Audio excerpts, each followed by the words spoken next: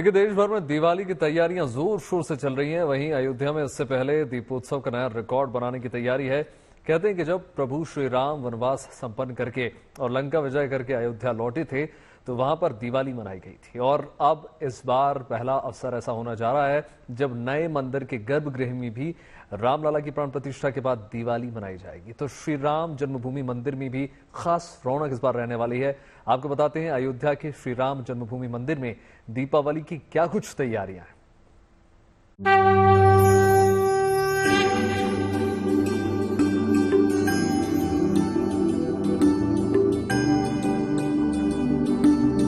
अयोध्या में इस बार फिर से दीपोत्सव की भव्य तैयारियां हो रही हैं। 30 अक्टूबर को रामनगरी में दिव्य दीपोत्सव का आयोजन होगा और इस अवसर पर यहां सरयू नदी के सभी घाट लाखों दीपों से जगमग होंगे। शहर का कोना कोना दीपों से जगमगा उठेगा, क्योंकि हर साल की तरह इस बार भी छोटी दीपावली के अवसर पर लगातार 8वें साल अयोध्या नगरी में दीपोत्सव का नया रिकॉर्ड बनाने की तैयारी है। तो खास बात यह है कि यहाँ पर नवनिर्मित राम जन्मभूमि मंदिर और शहर के दूसरे मंदिरों में इसके अगले दिन यानी कार्तिक अमावस्या के पावन अवसर पर 31 अक्टूबर को दिवाली का त्योहार मनाया जाएगा। क्योंकि नए मंदिर में रामलला के विग्रह की प्राण प्रतिष्ठा के बाद ये पहली दिवाली है, तो नए राम जन्मभूमि मंदिर में पहली बार धूमधाम से दीपावली मनाई जाएगी। 22 जनवरी 2024 को नए मंदिर में रामलला के विग्रह की प्राण प्रतिष्ठा की गई थी। ऐसे में अयोध्या में पहली बार जब रामलला की जन्मभूमि पर बने भव्य मंदिर में दिवाली मनाई जाएगी, तो इसके लिए श्री राम जन्मभूमि मंदिर की शानदार सजावट की जा रही है। गर्भगृह में भगवान के बैठने के बाद ये पहली दीपोत्सव पड़ रहा है और बृहत इसकी तैयारी हमारे यहाँ ट्रस्ट कर रहा है। एक तो मंदिरों को इतना सुंदर फूलों से सजाया जाएगा, जिसके लिए कि पिछली बार भी सजाया गया था, लेकिन उससे और अच्छी तरीके से पूरे क्षेत्र को सजाया जाएगा। प्राण प्रतिष्ठा के बाद के पहले दीपोत्सव के लिए संपूर्ण श्री राम जन्मभूमि मंदिर परिसर को खूबसूरत फूलों से सजाया जाएगा। इसके लिए दूसरे राज्यों से भी फूल मंगाए जा रहे हैं। फूलों के साथ मंदिर को रंग बिरंगी लाइटों से भी सजाया जाएगा। मंदिर के गर्भगृह में घी का दीपक जलेगा। मंदिर के अन्य भागों में मोम के बने दीपकों का इस्तेमाल होगा। इसके अलावा पूरे श्री राम जन्मभूमि परिसर में सरसों तेल से गाय के गोबरों से बने लगभग 1 लाख दीपक भी जलाए जाएंगे। रामलला के नए मंदिर में पहली बार दिवाली मनाने के लिए लोगों में जबरदस्त उत्साह है, तो साथ ही साथ इसके लिए जोरदार तैयारियां भी की जा रही हैं, क्योंकि ये अवसर बेहद खास है। दीपावली तो सही पूछिए अमावस्या के दिन ही मनाई जाती है, और हमारे यहाँ छोटी दीपावली 14 के दिन, उसमें हनुमान जयंती पड़ती है, और हनुमान जी का ये प्रमुख स्थान है अयोध्या राम जी के बाद। तो हनुमानगढ़ी में हनुमान जी का जन्मदिन मनाया जाता है, और उस छोटी दिवाली भी उस दिन हम लोग कहते हैं, उसी को यहाँ पर दीपोत्सव के रूप में बनाया जाता है। लेकिन अब की उस दिन भी और उसके अगले दिन भी जो अमावस्या का मुख्य पर्व है, उसमें भी उसी तरीके से दीपोत्सव का पर्व मनाएंगे। राम मंदिर में दिवाली और रामनगरी में दीपोत्सव के सिलसिले में 3 दिन तक शानदार उत्सव मनाया जाएगा। 28 से 30 अक्टूबर तक अयोध्या में 1200 से अधिक कलाकार भक्ति से सराबोर रंगारंग प्रस्तुति देंगे। 250 कलाकार उत्तर प्रदेश के लोक नृत्यों पर आधारित शोभा यात्रा निकालेंगे, तो दूसरे राज्यों के भी 240 कलाकार भी अपने भव्य कार्यक्रम पेश करेंगे। अलग अलग जगहों पर 800 कलाकार लोक नृत्य और लोकगीत पेश करेंगे। 6 देशों के कलाकार रामलीला का मंचन करेंगे। कुल मिलाकर रामनगरी में अगले 3 दिनों तक उत्सव का शानदार माहौल बना रहेगा, जिसका चरम 30 अक्टूबर को विशाल दीपोत्सव और 31 अक्टूबर को राम मंदिर परिसर में दिवाली के दौरान देखने को मिलेगा। देश विदेश के श्रद्धालु और सैलानी अयोध्या में इन कार्यक्रमों के गवाह बनेंगे और रामलला के संग दिवाली मनाने की अपनी आकांक्षा पूरी करेंगे। अयोध्या से बनबीर सिंह और शिल्पी सेन के साथ bureau report, good news today.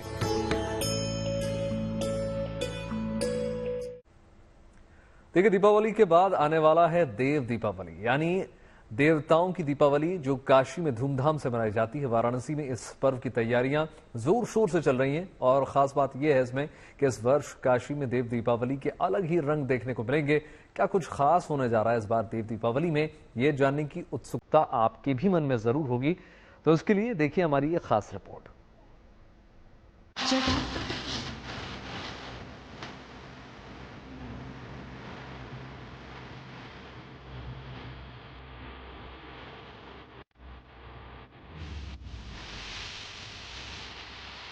इस बार काशी के घाटों पर भगवान शिव और मां गंगा की आराधना का अद्भुत समा बंधेगा।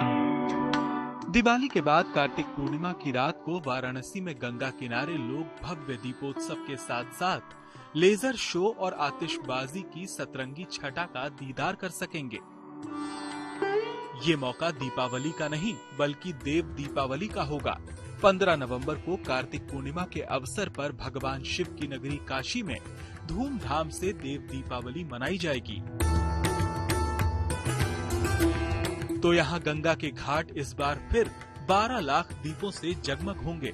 इस दौरान गंगा किनारे अनोखी दीपमाला दिखेगी तो लेजर शो और ग्रीन क्रैकर शो का भी अनोखा नजारा दिखेगा। देश दुनिया के श्रद्धालु और सैलानी काशी में इस शानदार उत्सव के गवाह बनेंगे। इस बार की देव दीपावली 15 नवंबर की है।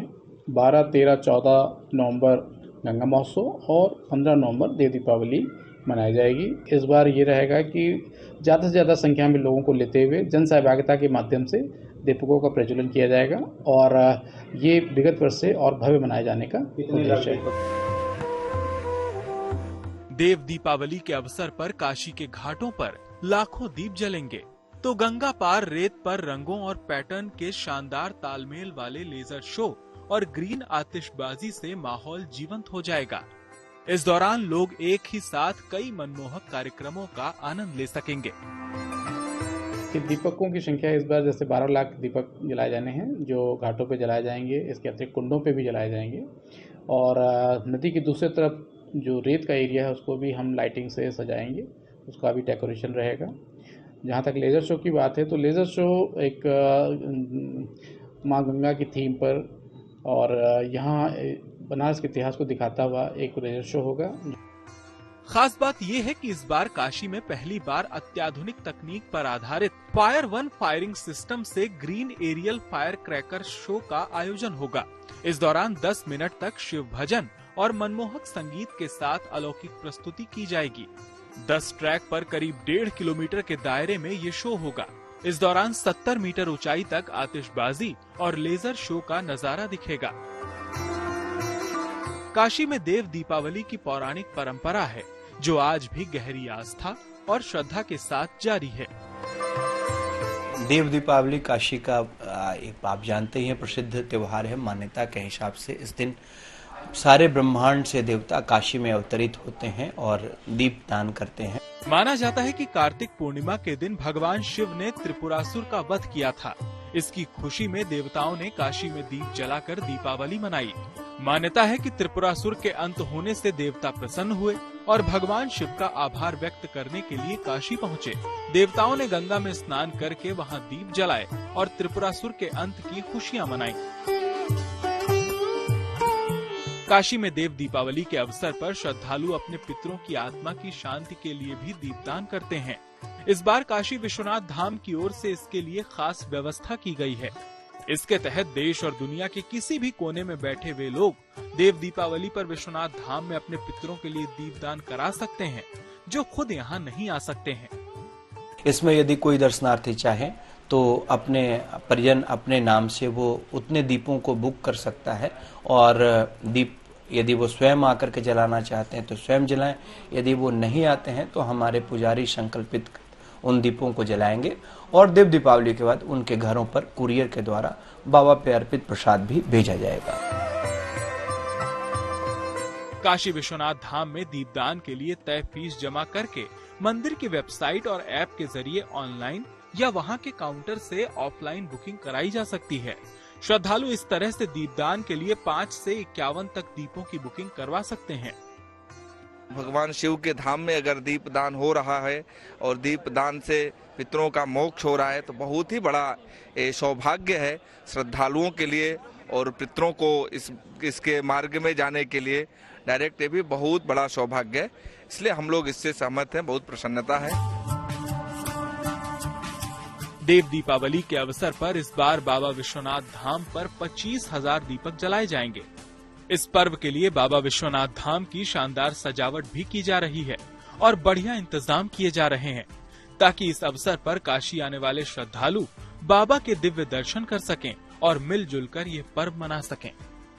वाराणसी से रोशन जायसवाल, ब्रजेश कुमार और अभिषेक मिश्रा के साथ bureau report, good news today. पूरे देश में दिवाली की रौनक अब दिखने लगी है। बाजार खरीदारों से गुलजार हो चले हैं। लोग दिवाली के लिए अलग अलग सामान खरीद रहे हैं। ऐसे में सुरक्षा एक बड़ा मुद्दा हो जाता है। लेकिन दिल्ली वालों की दिवाली में किसी भी तरह की परेशानी ना हो, इसके लिए पुलिस ने पुख्ता इंतजाम किए हैं।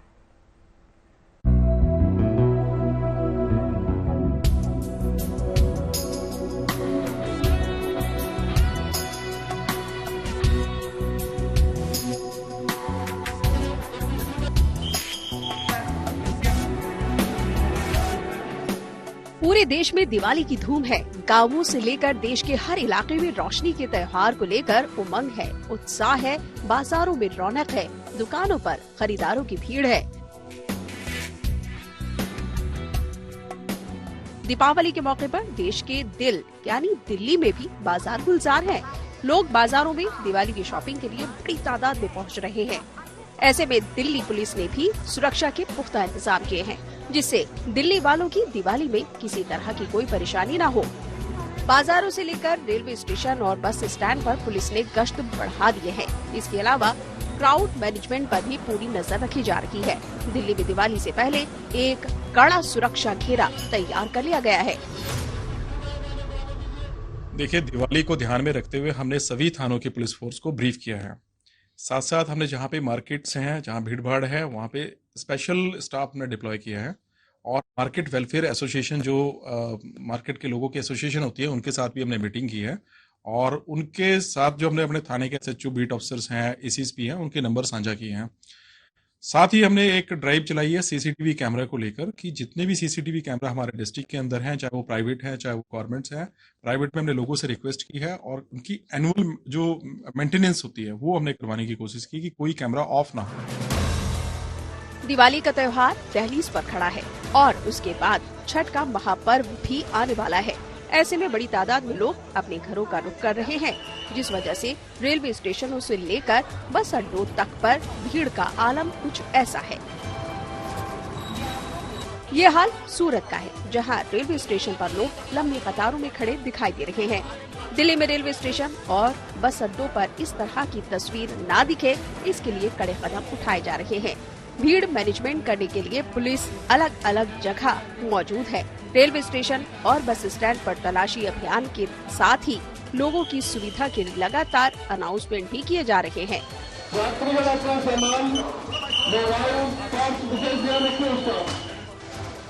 अपने घरों की तरफ रुख कर रहे लोगों को किसी तरह की परेशानी न हो, इसके लिए अतिरिक्त हेल्प डेस्क बनाया गया है, जहां से लगातार लोगों से अपील की जा रही है।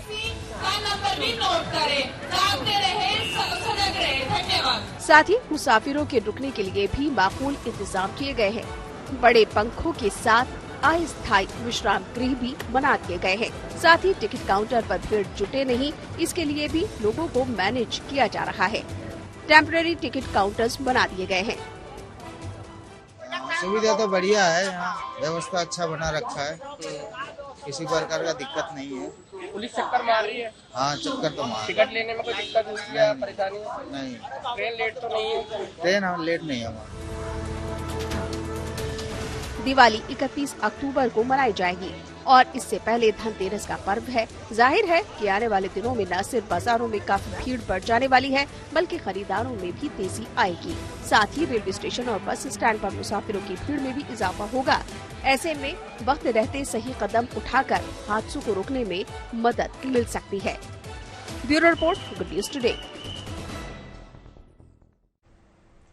मुंबई के बांद्रा टर्मिनस रेलवे स्टेशन पर हुई भगदड़ की घटना के बाद दिल्ली के रेलवे स्टेशनों को अलर्ट मोड में रख दिया गया है। दिवाली और छठ पूजा को लेकर दिल्ली के रेलवे स्टेशनों पर यात्रियों की भीड़ जो है लगातार बढ़ रही है। यहां भीड़ से निपटने के लिए खास इंतजाम किए गए हैं। रेलवे स्टेशनों के अंदर सुरक्षा के व्यापक इंतजाम किए गए हैं और ज्यादा सुरक्षा में इजाफा किया गया है। दिल्ली में देखिए, रेलवे स्टेशन पर भीड़ ना बढ़े और भगदड़ जैसे हालात उत्पन्न ना हो जाएं, इसके लिए मिनी कंट्रोल रूम तैयार किए गए हैं। भीड़ को मैनेज करने के लिए 4 अलग अलग गेट से एंट्री दी जा रही है। नई दिल्ली रेलवे स्टेशन पर पहाड़गंज और अजमेरी गेट दोनों तरफ से कोच के हिसाब से एंट्री हो रही है। जिन यात्रियों के पास एसी और स्लीपर का टिकट है, उनकी गेट नंबर 16 से एंट्री हो रही है। जनरल कोच में सफर करने वाले यात्रियों के लिए अलग गेट से एंट्री के इंतजाम किए गए हैं। ट्रेन रवाना होने के समय से 2 घंटे पहले ही एंट्री की जा रही है। उससे पहले आपको स्टेशन के बाहर ही इंतजार करना होगा, जिससे भीड़ ना बढ़े। रेलवे स्टेशन के बाहर ही यात्रियों के बैठने की तमाम व्यवस्था है। स्टेशन के बाहर यात्रियों के लिए पंडाल लगाए गए हैं। बाकायदा शौचालय और मेडिकल टीम का भी इंतजाम बाहर किया गया है। अगर भीड़ के चलते हालात कंट्रोल से बाहर हो जाते हैं तो उससे मैनेज करने के लिए रेलवे पुलिस की संख्या भी बढ़ा दी गई है। साथ ही साथ सिविल डिफेंस वर्कर्स को भी क्राउड मैनेजमेंट के लिए तैयार किया गया है। काउंटर नई दिल्ली पर 5 और आनंद विहार टर्मिनल पर 3 बनाए गए। और अब बात डिजिटल अरेस्ट से बचने यानी डिजिटल सिक्योरिटी की। देश में बढ़ रही इस तरह की घटनाओं से बचाव के लिए प्रधानमंत्री मोदी ने खुद आगाह किया। प्रधानमंत्री मोदी ने मन की बात कार्यक्रम के दौरान डिजिटल अरेस्ट से बचाव के मंत्र दिए। प्रधानमंत्री मोदी ने कहा कि जब कभी आपको ऐसा कोई कॉल आए तो सबसे पहले आपको डरना नहीं है, बल्कि रुककर सोचना है और फिर एक्शन लेना है। क्या एक्शन लेना है, ये भी प्रधानमंत्री मोदी ने बताया। रिपोर्ट देखिए।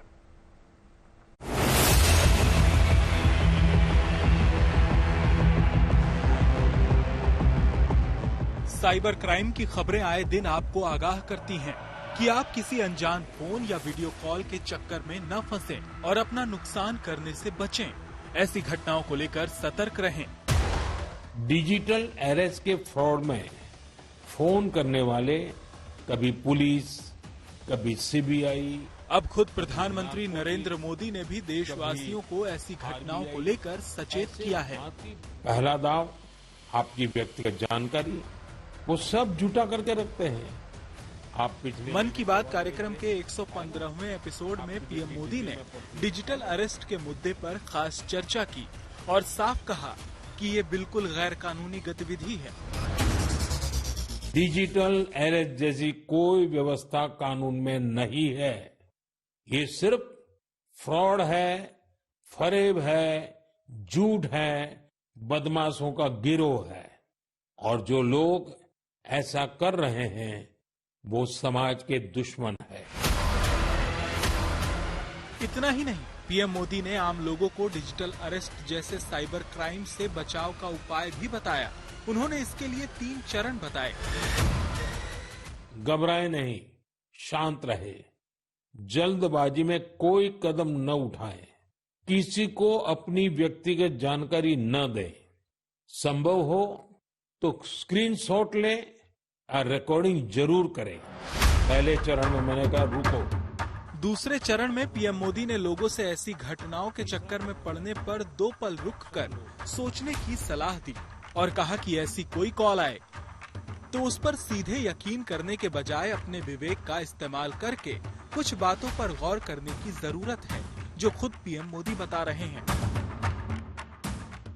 कोई भी सरकारी एजेंसी फोन पर ऐसे धमकी नहीं देती, न ही वीडियो कॉल पर पूछताछ करती है, न ही ऐसे पैसा की मांग करती है। अगर डर लगे तो समझिए कुछ गड़बड़ है, झूठ है, बदमाशों का गिरोह है। डिजिटल सिक्योरिटी के तीसरे चरण में पीएम मोदी लोगों को ऐसे मामलों से बचाव के लिए एक्शन लेने की सलाह देते हैं और क्या एक्शन लेना है ये भी वो खुद बता रहे हैं। सुनिए। राष्ट्रीय साइबर हेल्पलाइन 1930 डायल करें, cybercrime.gov.in पर रिपोर्ट करें, परिवार और पुलिस को सूचित करें, सबूत सुरक्षित रखें, रुको, बाद में सोचो और फिर एक्शन लो, ये 3 चरण आपकी डिजिटल सुरक्षा का रक्षक बनेंगे।